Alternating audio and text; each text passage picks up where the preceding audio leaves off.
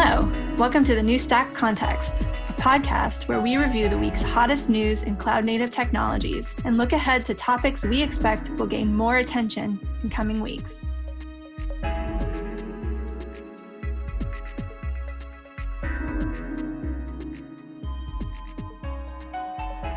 Welcome to this special episode of the New Stack Context, and we're live from KubeCon and Cloud Native Con Europe. We're here today with Pratik Wadhur, Vice President of Product Development at Intuit, to discuss their experience as a Kubernetes end user, as well as their involvement in the Argo Flux project, a single tool chain for continuous deployment and automated workflows using GitOps. Welcome to the show, Pratik. Thank you very much, and good evening and good morning to everyone. Yes, indeed. Yes. We're also joined by the New Stack team, including founder and publisher Alex Williams, Job Jackson, managing editor, Richard McManus, senior editor, and I'm Libby Clark, editorial and marketing director. Hey, everybody. Hey. Hi. So Pratik, we wanted to talk to you today. I know there's been a big focus from the Cloud Native Computing Foundation on Kubernetes end users. Intuit is a big Kubernetes end user. So we wanted to understand from you how you're using Kubernetes and talk to you about your involvement in the open source community. But I think first we just want to hear some of your personal experience. What's the biggest challenge of working from home that's affecting the development of your infrastructure and Kubernetes development? Is it easier under the pandemic or harder to accomplish work, or is it unchanged for Intuit? You know, it's been interesting. It's an interesting journey because I think when we went into this mode, I think there was a lot of unknowns. Everyone sort of worked to the best of their abilities, and we were keeping track of our sort of overall metrics to see how everyone was doing, both personally, mentally, as well as from a business perspective.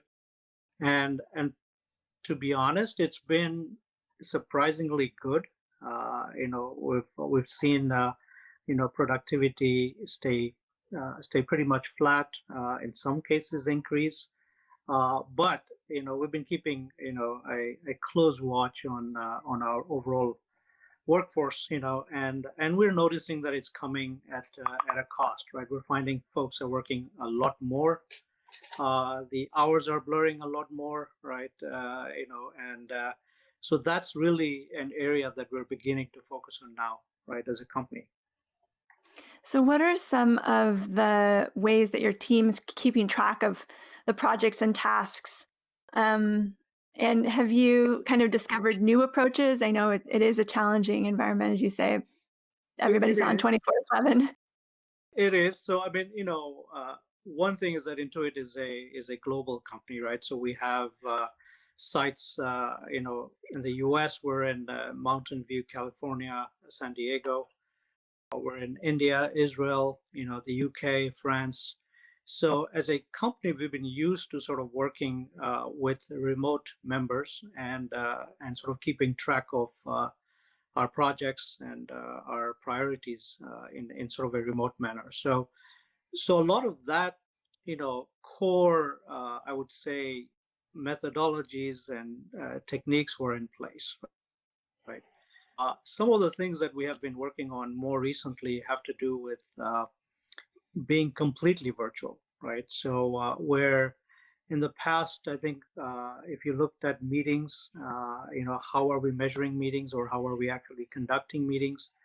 We're moving to a format where we can, for example, do a lot of the legwork before a meeting happens. So in our case, for example, opening up a Google Doc and making sure that a Google Doc has captured the essence of the meetings prior to the meeting actually taking place. So when we walk in, it's captured. Also, it helps when team members cannot join a meeting, then they can actually look at a transcript of the meeting.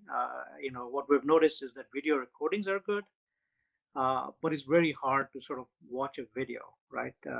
Once you come in the morning and you say there's about 3 meetings you have to catch up on, then the videos don't work, right? So what seems to work is having a doc where you can quickly scan through, and actually having a transcript of a meeting.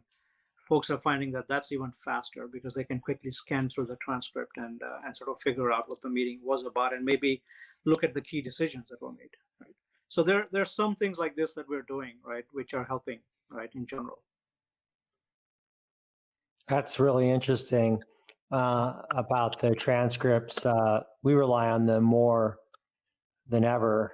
We use a service called Otter.ai, and it's just tremendously helpful. Yes. Yeah. I wanted to turn the attention a little bit to your own infrastructure and your journey with Kubernetes. And one of the questions I love to ask is, how are you looking at the challenges that you face with what you want to see from the overall CNCF open source community? What are some of those projects that are important to Intuit and its own infrastructure and architecture development? Yeah, there's actually, that's an interesting one and a good one. So I'll start with our journey, right? So we've been on this journey for about, I would say about 2.5 years now, right? We started on our Kubernetes journey about 2.5 years ago, and now we have a fully running, operating production environment, right? We have over 200 clusters. We have about 2,500 services in production running on Kubernetes. These include some of our flagship, properties like TurboTax and QuickBooks. So from that perspective, we are sort of well into the journey. We're well into sort of the operational aspects of it. We've gone beyond the initial onboarding and learning. The next phase that we're really starting to focus on are in 2 areas, right? 2 primary areas that we are actively working on with the community. One is around observability, right? So as we've now moved a lot of services into production, the ability to sort of monitor, trace, debug these services at scale is becoming even more critical now. And that's kind of where, I think you may have seen, we've had a number of talks recently, including at KubeCon, on the ability to actually, work with, for example, OpenTelemetry, the tracing methodology, some of the monitoring tools that we're, working on, right? And that's where the community focus is most important to us and where we are sort of starting to engage on that front. The other area that has become even more critical for now is on the networking side. So traditionally, we used to have a homegrown API gateway service, which is being utilized by all the services at Intuit, right? So all of north-south communication and actually all of our east-west communications also go through the north-south channel, right? And so that has, of course, been a challenge. And with Kubernetes, one area we've now focused on is the service mesh area, right? So we are actively working with the Istio community now. We're working with the service mesh, user groups and SIGs within the CNCF community to sort of help, understand this better, but also to start rolling this out in production. So we'll have essentially a 2-tiered approach where, essential services that need to communicate with users, external users, will use our traditional API gateway, whereas our, internal communications or east-west communications would go over a service mesh. So these are essentially 2 areas where the next challenge or focus for us is going to be. Excellent. Excellent. In addition to these, are there any challenges that you see with Kubernetes itself, or any areas of where you feel Kubernetes could be further refined? We don't, to be honest, right? We feel like the community has done an amazing job resiliency, availability, and feature sets that you would require in an enterprise environment, right? So Intuit, of course, is a financial company at its core. So security, reliability were sort of the cornerstones, right? And we were, for example, working very closely with the Open Policy Agent, or the OPA team early on, because security and policy rules and engines were very critical for us as we were rolling this out in the enterprise. And I think we've done an amazing job as a community. The community has done an amazing job of making sure that these core tenets are in place. Can you do more? Of course, right? I would love to see more, for example, policy rules or engines inherently just directly built into the Kubernetes engine, right? Which we're working on right now, right? It'd be nice to sort of walk into an environment and have all of these policies that you can now just, confirm to your particular environment, right?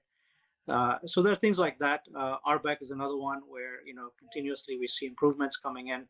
And as we start rolling out, lots of microservices, that becomes even more critical as you start introducing third-party dependencies, introducing more granular access control mechanisms become more important. So I think those are areas that, will see continuous improvement. But on the whole, it's been working very well for us.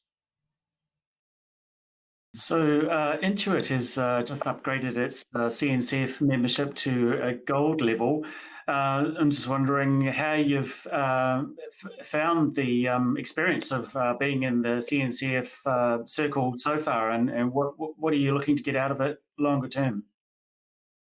Yeah, I mean, I think we've been a member of the CNCF for over 3 years. We've usually participated at the silver level as end user members, and really the decision to move to a gold member status was because we have a higher degree of involvement right now with the community. We're actually participating in a lot more areas, and we felt that it was sort of the right thing for us and for the community, for the end user community, to actually have a voice, right? We really wanted an end user voice in the overall community and the participation level, and making sure that we can also bring that voice for the community.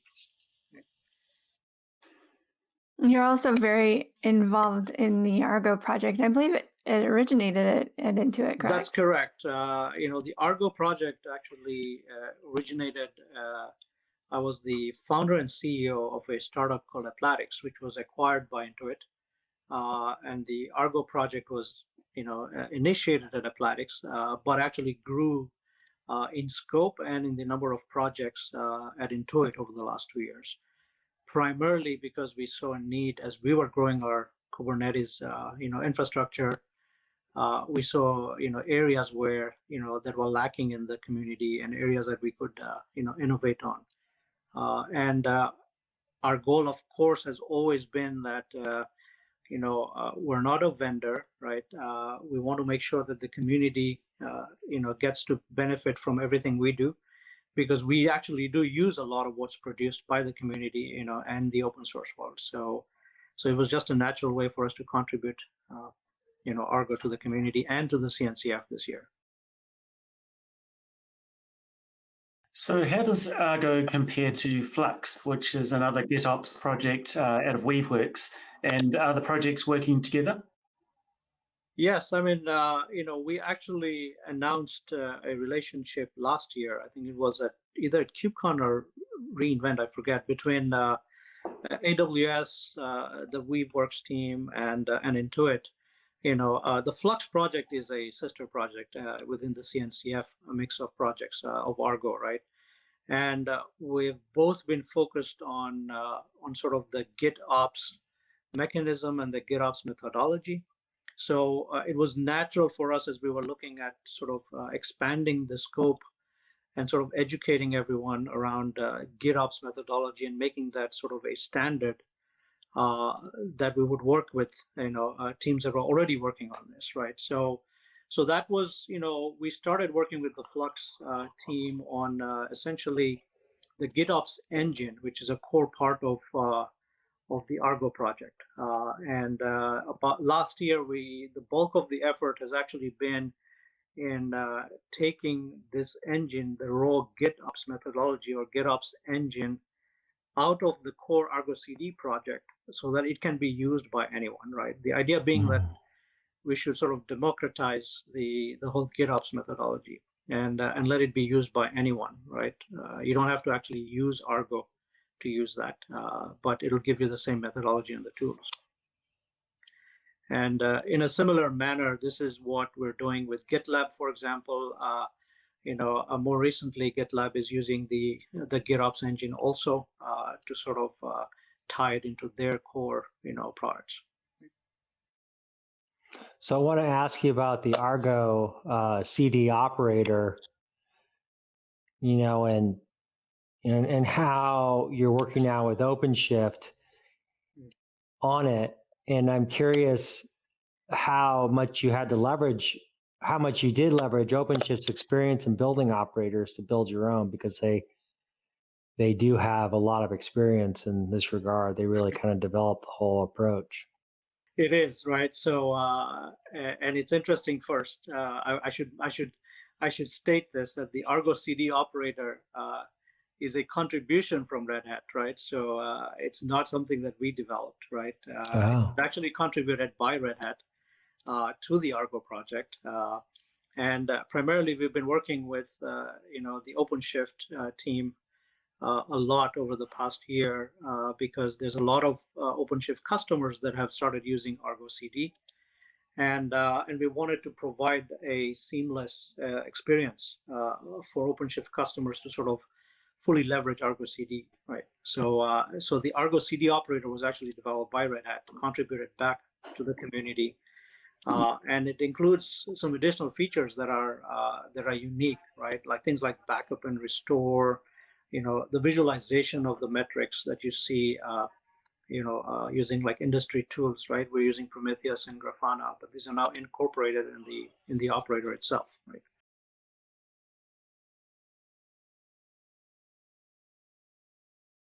Terrific. So the Intuit folks had a number of interesting talks at KubeCon this year, and one is about a data processing platform called Spock. I haven't heard of this before. Do you know anything about this project? Yes. So first of all, the nomenclature is important, right? Spock actually, refers to Spark on Kubernetes. Has a good name, but again, this is also another addition to sort of our philosophy of making whatever tools we're doing available to the community, but also simplifying usage, right? So we extensively internally, we use, EMR, and Yarn from AWS, for example. But what we wanted to do was we wanted to utilize our Kubernetes infrastructure, right? The same infrastructure that we are running everything else on. We wanted to use that, and just naturally, we prefer to use containers versus shell scripts, and we wanted to use the Kubernetes scheduler versus Yarn, right, to make it easy. So this was a natural transition for us as we looked at this. We said, okay, if we can run Spark on Kubernetes, we get the same benefits that we're getting. And we can use this as a construct for all of our data processing jobs, right, and leverage what we've built already. So that was sort of the reasoning behind Spock. Excellent. There was another talk at KubeCon about multi-region tracing. You guys got thousands of apps, so this must be a huge challenge. Maybe could you talk a bit about the challenges that Intuit has with tracing and debugging faulty apps? Yeah, I mean, as I alluded to earlier, right, we've grown, right? So we have over 200 clusters, we have over 2,500 services, and one of the things that we started seeing was even though we built a lot of the core infrastructure when it came to logging and monitoring into the core platform, right?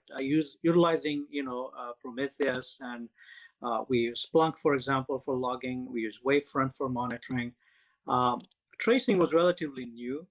Trace also sort of lends a lot of leverage, right? It generates a lot of data, but it's data that is very, very crucial and directly applicable when you're debugging or looking at services, right? So this was, something that we started working on. We've been working with the Open Telemetry team and starting to look at open tracing early, and starting to incorporate that into the platform that we have so that it becomes easier for service owners. So at Intuit, the general phenomenon is that we have a centralized team which operates the Kubernetes infrastructure. However, each of the service teams are responsible for their own DevOps, methodology and their tooling, right? So they can deploy at will, they monitor their services, and they make sure that they can troubleshoot and debug their individual services. So the idea is really how can we give them a common platform for tracing and observability, and make sure that everyone's following the same processes. And this is something that we've done internally. So this is, we're beginning to roll out, this service now. Internally, we've essentially built a operational data lake where we essentially collect a lot of this information. We don't essentially store all trace data, but like summary trace data, for example, and it ties in with all of the other data that's coming in. So whether it's data from Splunk or Wavefront, or from Jira or from GitHub, right? So you can actually correlate all of this data, and we're in the midst of troubleshooting or debugging. You have one place to essentially look at the data, and you can correlate events, coming across from various realms. So I know you have a lot of talks happening at KubeCon. I know Argo itself as a project has been mentioned a few times. It was in the opening keynote on Tuesday. So it seems like Intuit has a large presence there. I'm curious about your impressions of the event and what you're taking away from it so far. And I would love to then open it up to the rest of the team. We can have a little roundtable discussion because I'd like to hear that from everybody else as well. Yeah, I mean, look, KubeCon is sort of a central event for us, right? That's sort of the one event, whether it's EU, whether it's China, whether it's India more recently, and of course North America, right? We've had a presence in all of these areas because that's the one place that we find we get to connect with the community. We also get to learn.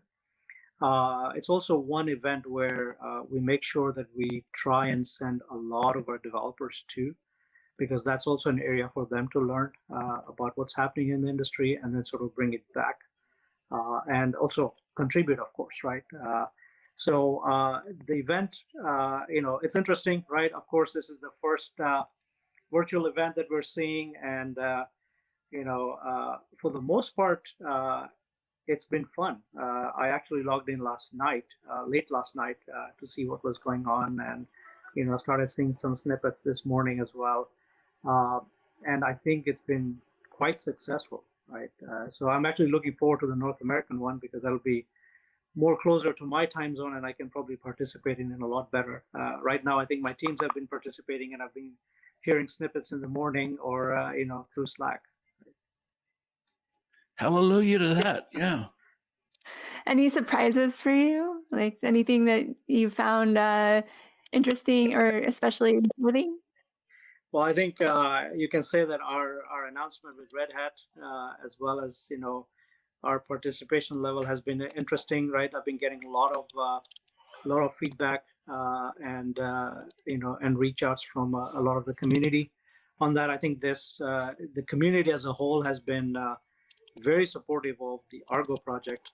So for me, this was actually a welcome surprise. I mean, we expected that there'd be, a lot of, reach outs and some good traction with the announcement. I was surprised at the level that we've been getting. That's great. So I want to open up to the rest of the team to get some impressions, because I know we've all been attending this week, and we like to just kind of share what our experience has been as well. So maybe Alex, you could start us off. What what's your highlight of KubeCon so far? Well, I think it's definitely on the end user focus. And it really seems to be what they're really wanting to put their attention toward. And you saw it in Priyanka's keynote and what Cheryl was talking about. And, and it speaks to, I think, some of the challenges that people are having, I think in particular in areas such as cluster management and how you manage a cluster swarm, so to speak. Would it be swarm or cluster sprawl? Not swarm, but sprawl. And then with that, I think then I thought the conversation with IBM that IBM had today, Holly, who spoke about the pollution that comes from data centers and how important it is to be thinking about usage when you're using Kubernetes clusters, because the clusters are the unit of measurement, and they're much more difficult to manage. So those are some of the points that I saw. She had a amazing statistic. Do you remember that one, Libby? About the percentage is like a quarter of all clusters are just zombie clusters. Yeah. Yeah. Chewing up cycles, doing nothing. Yeah, that was a big takeaway of mine as well. When she said, "Turn off your cluster when you're not using it, just shut it down, for God's sake, for the sake of the planet." Seems like there's a business opportunity there. Yeah, it's a very interesting stat because we keep track of that a lot, and we've noticed that autoscaling helps. So if you have not implemented a good autoscaling policy, please do, so that when clusters are not being used, at least you're scaling them down. Right.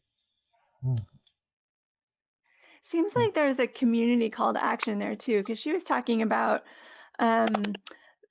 just how the clusters themselves are not as responsive as applications. You can't as easily scale them and as quickly scale them. So that may be something that the community can address as well. It is actually, that is one of the things that we focused on very early, because if you can imagine our use case, especially during the tax season, we have tens of millions of users logging in, and it's usually during a span of time. For example, in the North American region, it's probably like between 3 p.m. and like 7 p.m. You see a lot of activity. So we actually worked on our autoscaler policies and tools to sort of scale up fast, but also scale down fast, right? So, and that's probably something we've been looking at to see if we can just maybe contribute back to the community, because it was a huge saver for us, right, to be able to do this. Did you see that effect with the overhead of the control plane as well? Yes. That was something she talked about. Exactly. The control plane, so this is an interesting one where, it's very easy for you to manage, using your autoscaling policies to manage your worker nodes, right? Typically, though, when you're in a cluster, when you set up a cluster, you're sizing your control plane for the size of the overall cluster that you expect to see, right? The number of worker nodes. So there is almost like a fixed cost attached to the control plane. And I think that is something that we probably want to solve as a community is, how can I scale that better and probably reduce, the scale when I don't need to. I love the lens of that technical problem through climate change.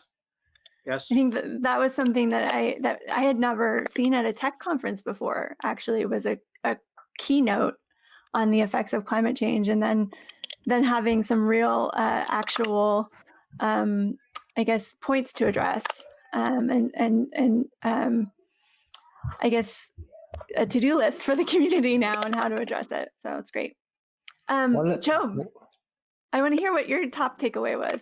Well, mine kind of came out of left field, and I think what surprised me most this year was the increasing focus on edge computing.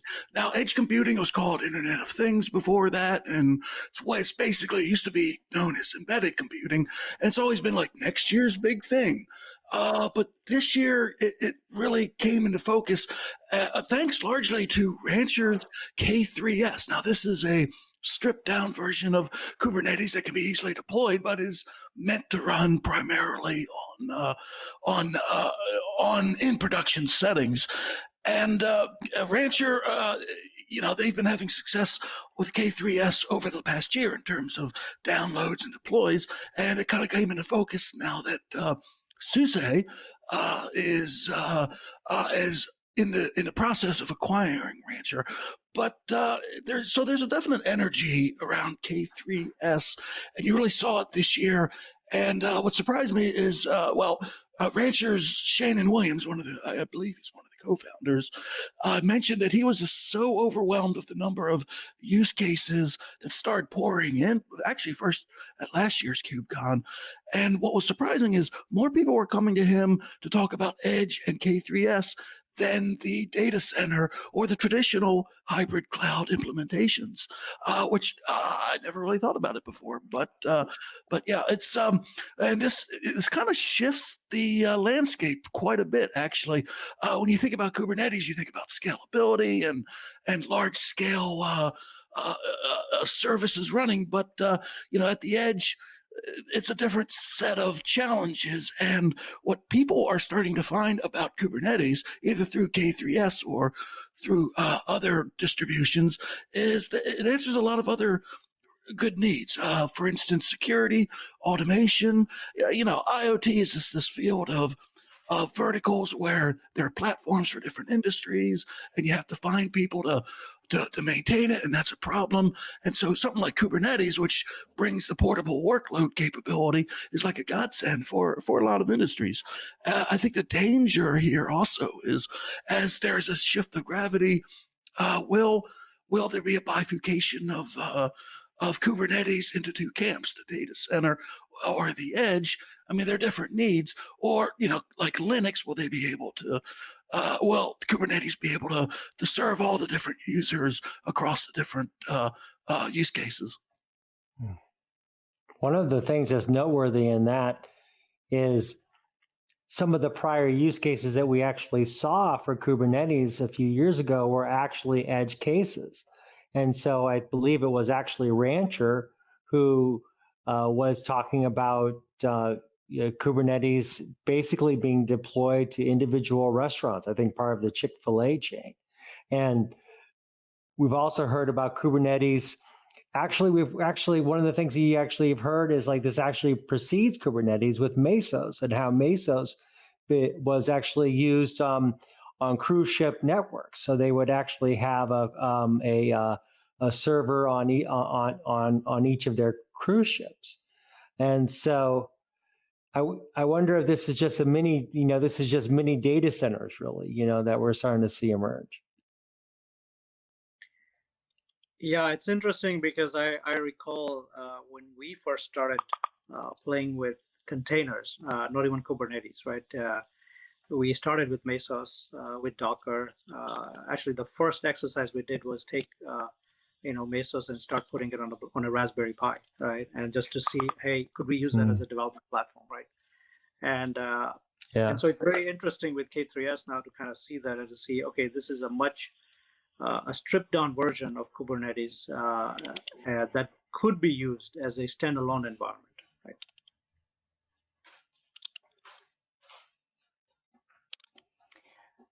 So Richard, what was your top takeaway? Well, since I'm kind of on the opposite side of the world to Europe, so my experience so far has been watching stuff on demand. And there's a series of serverless presentations that happened overnight my time that I plan on watching hopefully today or the next couple of days. In particular, topic of interest is stateful serverless. That's a trending topic at KubeCon this year, and there are about 3 presentations on that particular topic that I'm planning on checking out and perhaps writing up as part of my current column series about serverless. So so I'll be checking into that today, I think. Yeah, so that for me personally and for Intuit right now, that's one area where we've been following quite closely, and primarily because we actually do use a lot of, Lambda serverless calls and functions within Intuit. And we've been seeing a growth, right? And so actually one of the initiatives that we have this year is really to start thinking hard about how do we bring that into the fold of our overall environment, making sure that it is just as secure and scalable and trackable, from a monitoring perspective as the rest of the environment that we have today. So this is actually one of the initiatives that we have this year, is to really start looking deeply into what the community has done and what the commercial offerings are, and seeing if there's some way to sort of tie the two together, or pick something, right? Pick something that we'll standardize on. You see that potential there, though, of it really kind of becoming core to your Kubernetes platform. We do, because we do see there are several use cases which warrant having that scale, sort of the function level scaling, and the ease of use that a lot of our users are finding, right? So it does take time, right, to set up a Kubernetes, cluster or namespace and get everything organized. Versus if there was a quick thing that you wanted to do, then writing a function makes a lot of sense, a lot of times. What you want to be careful of is you sort of can very quickly divert to the point where everything becomes a function, and that's really not where you want to go, right? So this was a very hotly debated topic internally at Intuit last year when we were looking at this, and we made a choice at the time that we wanted to focus on our core Kubernetes infrastructure first, and then come back to this. And we come back to this with very specific use cases that we have identified to leverage this new technology for. Well, I want to say thank you so much for joining us today, Pratik. It was really great to have you here and get your take on all of our takes as well. So I hope you have a great rest of your KubeCon, and hopefully we'll be able to catch up again soon to hear more about how Intuit's progressing on its projects and involvement in the community. Absolutely, and thank you for having me on. It's been a pleasure.